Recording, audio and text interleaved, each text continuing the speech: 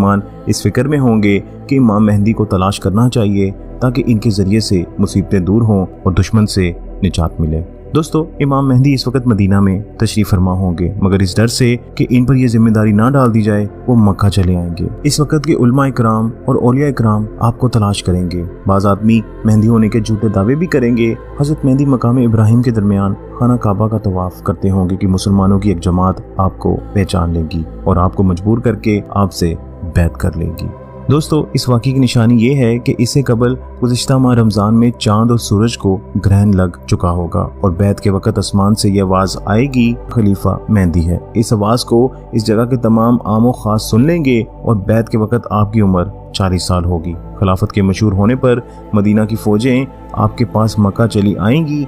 तमाम इराक और यमन के औलिया इकराम, उलमा इकराम आपकी मोहब्बत में और मुल्क अरब के तमाम लोग आपके लश्कर में